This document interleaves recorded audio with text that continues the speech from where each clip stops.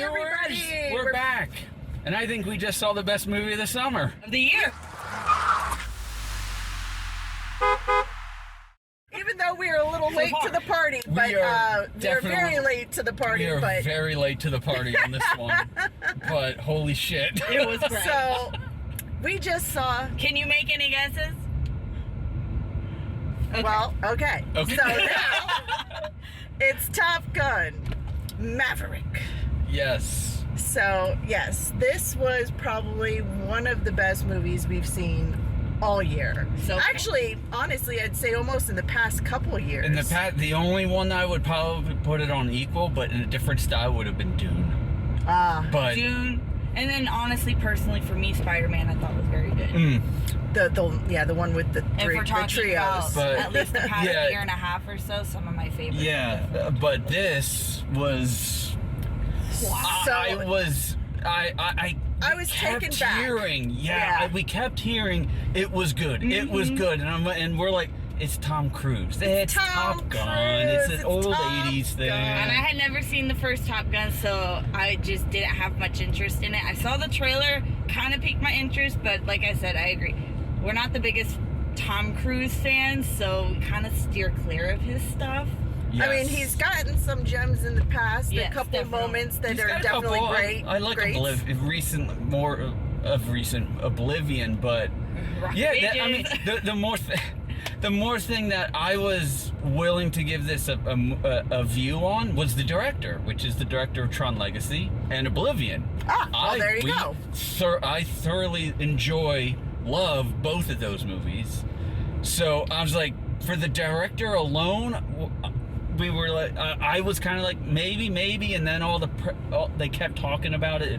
The movie was big, so you said it when we were walking out, hon. So, what? That this is the only movie that in like the past year that we considered actually going back to the theater for? Well, I think we're going to try to go see it before it pops out of the theater again. Yes. I mean, in a sense, with the way that this one was structured, there was no politics, no, agendas, nothing. It was good entertainment. Had great story, great acting, great music. It was. The score. Well, I was like, hell yeah! I mean, all the elements were there, and you just could sit and enjoy, and you didn't have to worry about anything else. It was just pure. It was just like going back. Yeah, it was like you said, stepping back in time. It's like, this is what movies used to be like. Where they were fun, they were funny, they were poignant. It was just this. I was like smirking at the intro with Tom Cruise. I'm like, yeah. I mean, and I was like, I'm like, this is gonna probably be a very fun movie. Yes. But way wrong. I was like, there's no way it's going to be as good as everybody is saying it is. I'm like, there's no way. Every emotion that a movie could bring out, it hit. Yes. Yeah. In the right way possible. It was that good old buddy film, where you had to get over some kind of issue. Yeah, that's there. But I mean, it was such a good, just like being able to come back to each other and just be there.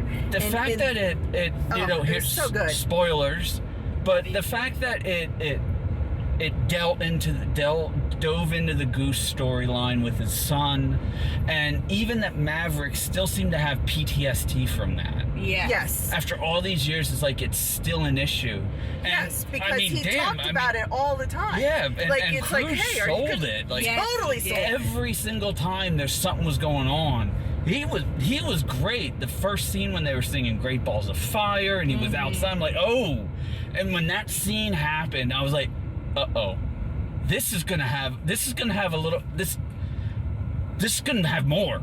Yes. And it delivered. Totally delivered. Constant. It definitely has. I mean, back in the day, we used to be big movie buffs. Like, we were at the theater like every week, and not always just to see new movies, but to re-watch movies that we'd already gone and seen. I mean, I know it's cliche now, but I mean, I think we saw Titanic 8 times in the theater, and I mean, I know we saw at least Phantom Menace like 3 or 4 times in the theater. No, we saw Phantom Menace about the same time to even it out, but yes, we used to go. Yeah, we used to see movies. Loved going to the movies and loved seeing things. And now with the way everything is, and there's always something hidden in there that you have to figure out, and as far as what they're trying to tell you and everything. And so like it's just kind of been not as fun. And not only that, I know that this is actually falling under the whole trope of Hollywood right now of we can't think of anything new, so let's regurgitate something that came up from before. Yes, but this was done right. This is how this was this done is right. Like, we thought Afterlife was pretty good in regards to rebooting, true. You know, pulling on the nostalgia, but doing a good job, keeping true to the core story and core feelings of the show. And that one, and that did oh god, corporate talk. It definitely leaned into the whole retreading similar ground a little too much in Afterlife. This didn't. No, it was like it told a new story. It was a new perspective for Maverick. As well as the older, wiser Maverick. Still keeping in contact the previous movie, but not letting it rely on it too much to drive the story. Yes. And I mean, it drove his character as well. Yeah, it was like the actions of his character. Yes, he had to overcome that. And it was character development. And it was good because, you know, he was messing up. He didn't know what he was doing. Well, he wasn't ever a teacher. I mean, obviously to him. Well, he was for 2 months. Right. But the whole point is that, you know, he really wasn't a teacher. Yeah.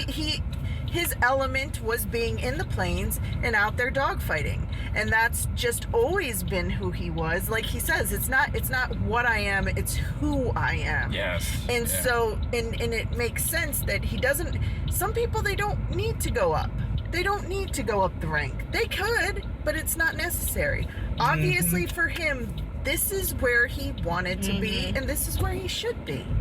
You know, sometimes when you force people to take something that they're not wanting and used to, it can really screw them up. Yes. You know, it can make them embittered and frustrated and things like that. And that's probably what happened during those 2 months that he did take teaching and realized that this isn't where he wanted to be. He wanted to be out on the strip, so to speak. Yes. So, you know, it was being really, able to draw on those elements.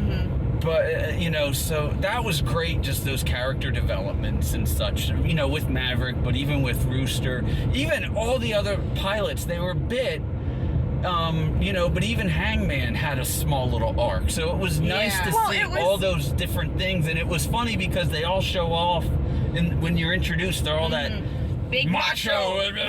And you're sitting there, and you're sitting there going, "Are we getting there?" And it's like, no, they're just ultra egotistical hotshot pilots, and they all get knocked down a peg. So it was just, that was so refreshing to see. And then of course, you know, as we were saying with the fields. The cop is gonna pull you over. Is he? No, he's not. But he's turning this way. Well, I'm not speeding, but I mean, it's just. You know, a lot of people said, you know, bringing back Val Kilmer, that was on point. That was so wonderfully done. And also, and it dealt with the real life issues. And you know, I mean, I think overall there's always a fraternity within the Hollywood, and I'm sure that with their relationship, I mean, in truth, it would probably be that effective and sad for them. Yeah. When it happens. So. Sure. So, I mean, that was all that, you know, the like I said, the stories and the characters, but I mean, you have to also pony it up for the cinematography. Yeah. I mean, hot damn, that was, I mean, the air, just all the aerial shots. I mean, all the aerial sequences were fantastic. Oh my god! And even in the end, when it was dogfighting and you saw the planes out from the cockpit corners and all that, and how close it all felt. Yeah. But also just the simple shots of the cinematography, like right near the end when he's standing on the aircraft carrier right before the final sequence, where the F-18 is on the hangar and the lighting and I was just like, so much care was taken with this whole movie, you know, and it's just it's so hard to find that, and it's like this did it. And I mean, you were saying the score, I don't know who to give credit to because it practically had 3 people. It had 4. It showed Lady Gaga, Hans Zimmer, and there was a third one that was listed in the first three, but I can't remember who it was. It could have been the original movie's composer. I don't know. But then it had the fourth. It had Lorne Balfe. I don't know. But so that person was a part of it too.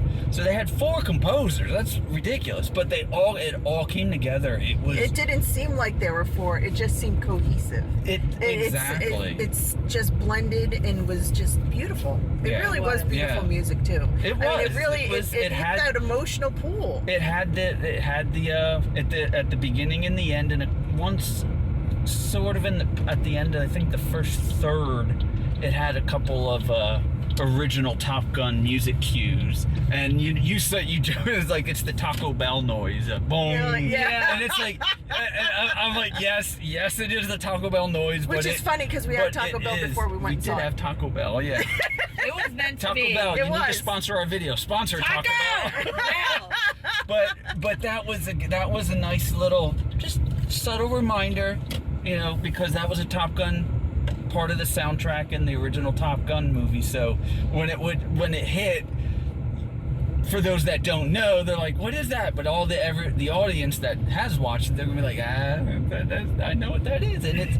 But that was almost about it, other than like Iceman and a couple other little things here and there. It's like it was the nostalgia was properly dialed back. Mm-hmm. Yes, it was just because the right amount. It allowed people that haven't seen the first one to still fully and thoroughly enjoy this movie without having to worry about it. Yes. It's like eating your favorite meal and savoring every bit of it and wanting more. Yes. That's what this movie left you and created. Yeah. I mean, was expecting to have a good time based on all the discussions and talks that people have been raving about it, and obviously it's made like $1 billion already. It's still in the theaters. Yes, apparently it came out May 27th. It's and we're almost midway through July, and it's still in the theaters. And it was in the small theater, but at small theater was still had a good amount of people in it for a weekday.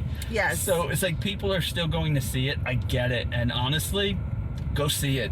Absolutely. Please, if you haven't yet and it's still in your theaters, if somehow you haven't seen it, get to it quick before it's gone, because it is a movie to see in the theater. Definitely. You need to at least experience it, if you can, once in the theater. It is so worth it. I fully agree. So worth it. Obvious consensus? 10 out of 10. Go see this movie. 10 out of 10. Infinity out of 10. And if you've seen this movie, tell us what you think down below. Let us know what your we're spoiling anyway, so tell us what your favorite scenes are, or what you like most. Yeah. And what, you liked all that shirts off? Oh God. So good. Yes. Well, thanks for joining us on the drive home.